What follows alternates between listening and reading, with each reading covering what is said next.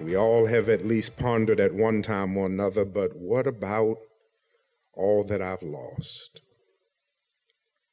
Well, this was the question that young King Amaziah asked the man of God concerning all the silver he sent to Israel to buy the services of mercenaries to strengthen the army he's assembling to hopefully wage war against the men of Edom.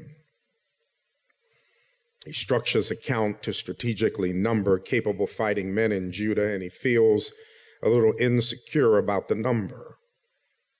He wants to pay to hire additional men, and Israel consents, and all seems well. That is, until the man of God shows up.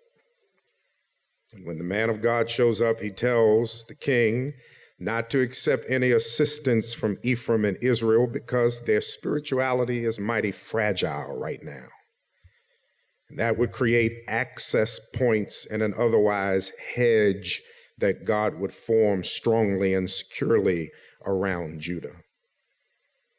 Amaziah's response was to be instantly obedient. He does not waver, not one bit.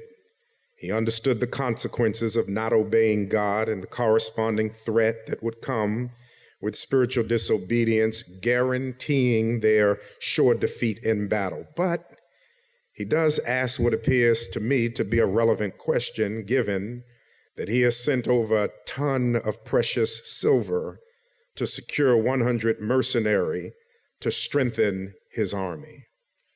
He says to the man of God, but what about what I've already sent?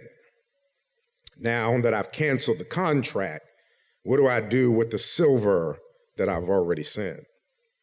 In other words, what should I do about the money that I'm going to lose? I'm not taking the risk, I know, because I know that ultimately my response has to be obedience to God, and I'm going to obey God. I get that. No problem, no resistance, no hesitation. But what do I do about what I've lost? And brothers and sisters, let's be honest. It was an important question. An important question for so many reasons, chief of which is none of us are giving our time to things that make us feel like we've lost precious time to meaningless connections and meaningless experiences. None of us are giving our time to things that make us feel like we've lost precious exposures that leave us feeling vulnerable and easy for attack should we desire to move forward.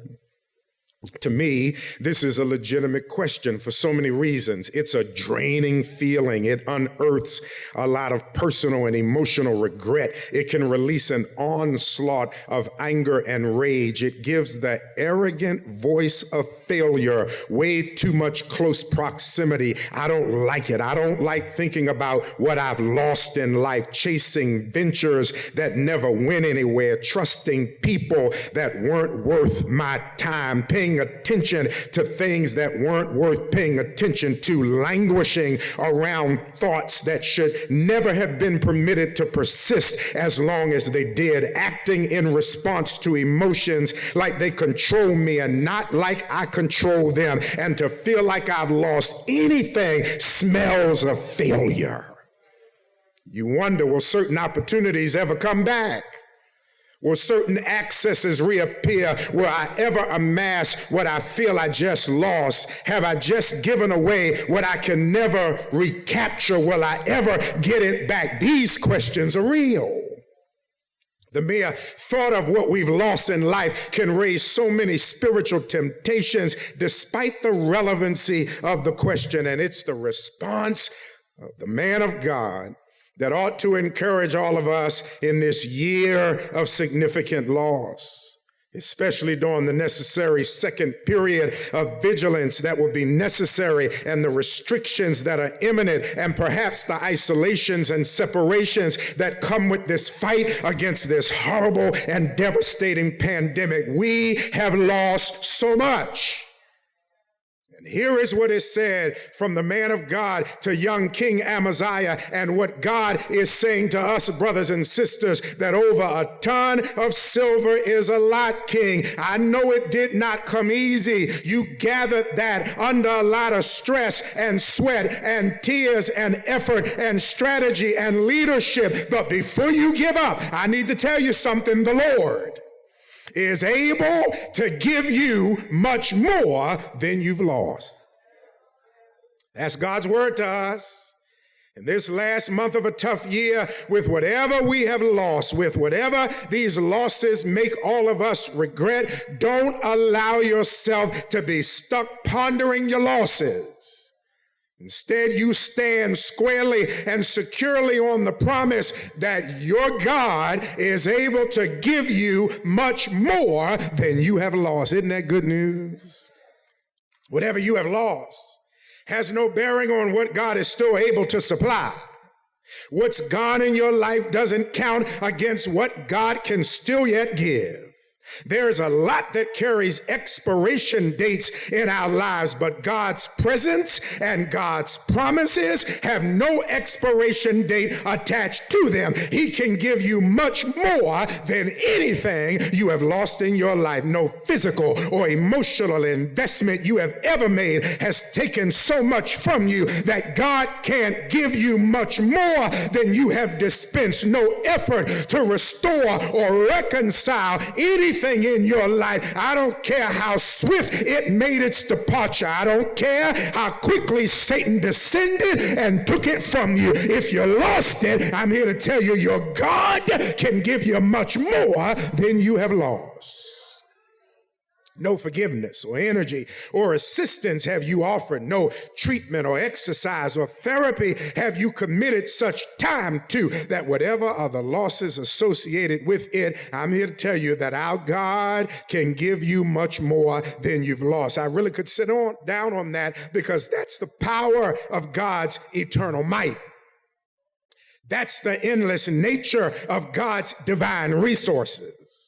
That's the borderless reality of our human possibilities. That's the divine power of our God's sovereignty. That's the majestic nature of God's creativity. That's the security of God's living covenant. That's the height and breadth and width and depth of God's love. That's exactly what he means when he says, I'll never leave you and I'll never forsake you. I'll be with you always, even until the end of the age. I don't know what decision you are contemplating.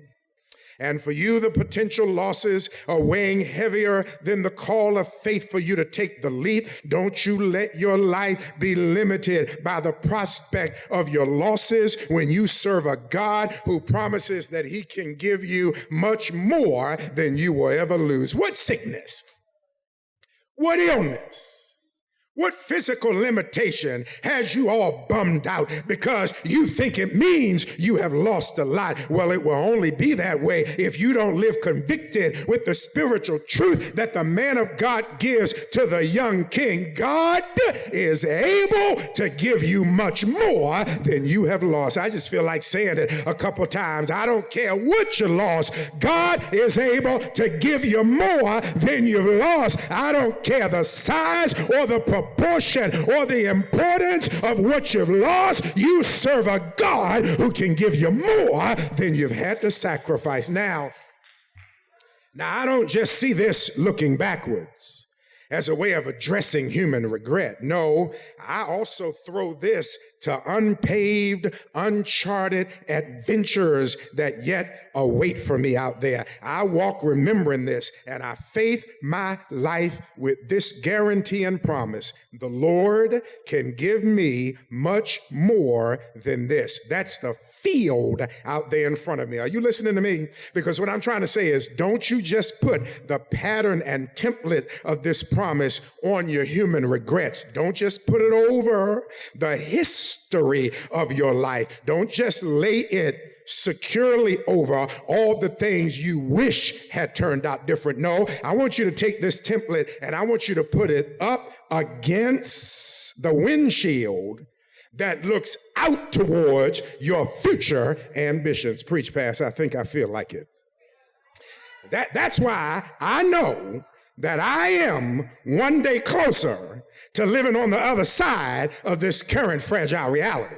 Because I believe in, I trust in, I hope in a God who I know can give me much more than whatever is gone in my life. I don't ever count what I lost against what God can still do. And I'm not just using the promise to stroke my wounds and feel better about my yesterday. I'm also casting this as stones towards my tomorrow, because whatever I lost yesterday has nothing to do with what God wants to do in my tomorrow. And it's why I can still say, eyes have not seen and ears have not heard. You never are a prisoner to your losses. I'm going to say it again. You are never a prisoner to your losses. You are not a prisoner to your losses. Now, you can be a momentary victim. You might even be a seasonal victim to them, but you're never a permanent prisoner to your losses. And you may ask me why, and I have the answer. Because faith always invites you to live beyond what you've lost. Faith pushes you, remember, to things hoped for. Faith always includes things not yet seen. Faith pushes you to test your confidence in God against what you've lost, because it asks relevant questions. It asks you the question, on which one will you trust? Soar or sink, swim or drown, victory or defeat? Are you going to live regretting what you lost? Or are you going to live believing that your God can give you so much more than this? Faith says, I'm going to tell myself the truth. Yes, it looks bad. It's a lot. It is draining. It was hard to come by. It seems easy to have lost it so soon. But do you live more loyal to that, or do you live more loyal to the power of a God who can give you more than you've lost? Your losses mean nothing compared to his power. He can allow you to end up a more robust person after surviving the most horrid experiences. Let me say it again. Do you know you can come out of the most horrid human experiences and come out of them such a superlatively better person that you have to look back and say, for I reckon that the suffering of this present time is not worthy to be compared to what God is yet going to reveal. You can come back from the deepest pain, the most devastating losses, and be a more fulfilled person, a more complete person, full of joy, a clear sense of purpose. Does not Job prove this to us? That your latter experiences can be so much more robust than your former experiences if you can keep the flame of your faith boldly burning in the furnace of your spiritual walk. Now, here is what I want you to never forget. Please don't ever forget this. You don't owe your losses so much emotional space. Stop giving your losses all of this emotion.